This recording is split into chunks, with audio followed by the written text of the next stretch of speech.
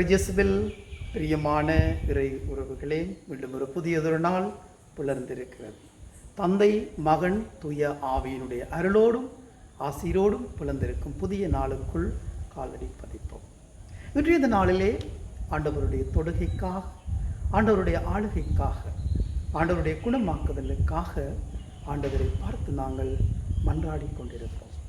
இன்றைய நற்செய்தியிலே நாங்கள் பார்க்கின்றோம், தொழுநோயாளர் ஒருவர் இயேசுவிடம் வந்து, ஆண்டவரே, நீர் விரும்பினால் எனது நோயை நீக்க உம்மால் முடியும் என்று சொல்லி இயேசுவை பார்த்து மன்றாடுகின்றார். அதற்கு இயேசு அவரை தொட்டு, நான் விரும்புகிறேன், உமது நோய் நீங்குக என்று சொல்லுகின்றார்.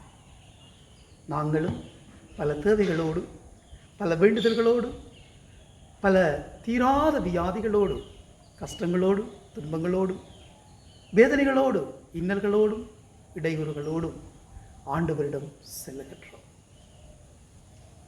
நாங்கள் ஆண்டவரிடம் செல்லுகின்ற பொழுது தாழ்மையான, பணிவான மனநிலை எங்களுக்கு வேண்டும்.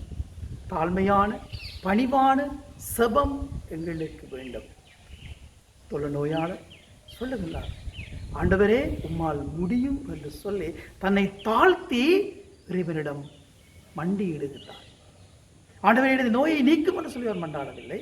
ஆண்டவரே, உம்மால் முடியும் என்று சொல்லி பணிவான உள்ளத்தோடு, தாழ்மையான உள்ளத்தோடு தன்னை ஆண்டவர் பாதத்திலே அர்ப்பணம் செய்கிறார்.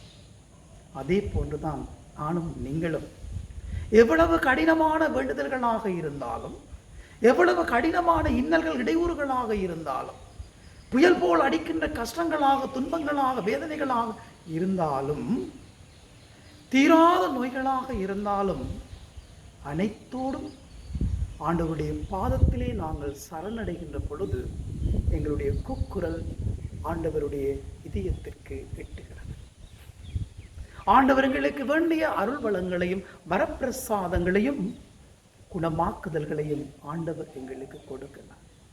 ஆகவேதான் நாங்கள் தாழ்மையான, பணிவான உள்ளத்தோடு எங்களுடைய தேவைகளோடு நாங்கள் ஆண்டவரிடம் சென்று, எங்களுடைய நோய் நொடிகளோடு ஆண்டவரிடம் சென்று நாங்கள் ஆண்டவர் பாதத்திலே எங்களை அர்ப்பணம் செய்து அவருக்கு எங்களை ஒப்பு கொடுத்து ஆண்டவரோடு பயணிக்கின்ற உள்ளங்களாக நானும் எங்களும் மாற்றம் பெற இன்றைய இந்த நாளுக்குள் நாங்கள் காலடி பதிப்போம். ஆண்டவருடைய தொடுகைக்காக, ஆண்டவருடைய அமைதிக்காக, ஆண்டவருடைய அன்புக்காக எங்களை நாங்கள் ஆண்டவர் பாதத்திலே தாழ்த்துவோம், பணிய வைப்போம். அன்னை மேரி மூலமாக பணிவுள்ள உள்ளங்களாக ஆண்டவரிடம் செல்லவும்.